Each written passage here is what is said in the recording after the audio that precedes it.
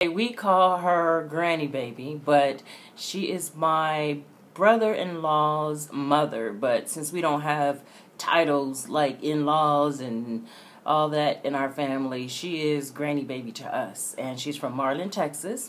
And so I just wanted to interview her and have a conversation with her about things in the South that I don't know about. And what struck me was one of the reasons why I wanted to start the conversation was when you were talking about when in Marlin, Texas, when you all would step on a nail. That was really interesting. Can you say more about that? Okay.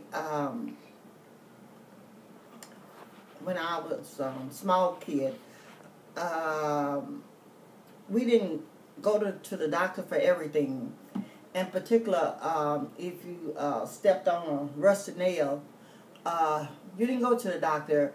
Our parents would get some salt Joe bacon and put it on the, clean your wound off and put that bacon on it, and it would draw the impurities out of your body. And that was just one of the things that we did. How did they know? Like they didn't. I mean, how did they know? Well, it was passed on from generation to generation. I don't ever remember when you had whooping cough, and we made cough drops. Nowadays they call it kerosene, but we used to call it color back in the day. And they would take that, put some sugar on a tablespoon, and pour some coal oil on it, and they would light a fire to it and would burn it, and then after the fire would go out, we would use that, we would suck it. Wow. For colds or whatever. And four times a year we would get cleaned out. We would use castor oil. And that would be from summer, winter, fall, and the springtime of the year. Those things we would do. And you wouldn't get sick much either. No. We didn't get sick.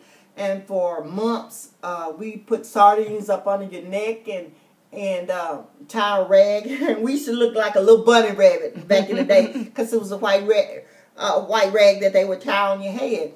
So that was a night, just for the night, or no, until the months go down. Okay. This will be swollen. So that was a thing, and we had hog hoof tea. And that was really the toenail of a hog. And they would get that and boil it, put it in a rag and boil it, and we would drink that. Then we had cow chip tea as well, and that was another type of medication that we would have. We had, let me see, if you had thrush, and all babies had a dime around the neck to help them teething. Wow. And there was so many uses our moms would use flour for. It was paste for school, make paste for school. We would put paper on the wall, and it wasn't decorative paper. A lot of times it was from the Sears catalog or whatever. We would take that paper and we would put it on the wall, and we would use that flour paste to do that. And my mom again would take that same flour, and she would diaper rash. Wow. And she would put it in a skillet and push it, turn it brown, and we would use that if your baby had diaper rash. We would use that. We are some genius, creative people. And we would use that. And then the same flour we would make gravy with. Okay. And the same flour make hoe cakes. And we had flapjacks. We had biscuits. Your mom taught you to cook? Sorry for interrupting. You are an amazing cook, by the way. Oh, thank you. So that was some of the things that home we call it an outdoors toilet. And every season, Daddy would move the toilet from one area to the other area. But before he moved it, we would have to put a lye off in there, and then they moved the toilet to another area, and that was outdoors. That was our bathroom. And those were some things that we treasured back in the day. How many siblings do you have? It's 11 of us. Wow. Okay.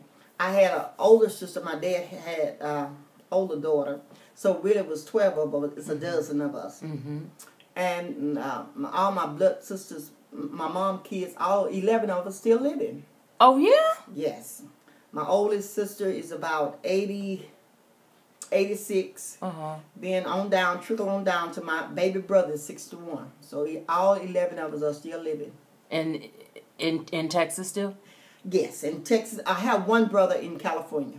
That's right. I met him. So it's 10 in Texas and 1 out here. And now, how far is Marlin from, like, is Marlin closer to Dallas? Or? Well, Marlin is Central Texas. Okay. We are about 32 miles from Waco. Mm-hmm. And we are about 60-some miles from Bryan College Station, Texas A&M. And we are about 100 and some miles from Houston, Dallas, as well as Austin. Now, being in Texas, how do you all celebrate Juneteenth? Oh, gosh. We don't celebrate it like we used to. Mm-hmm. Back in the day, of course, we was always going to the field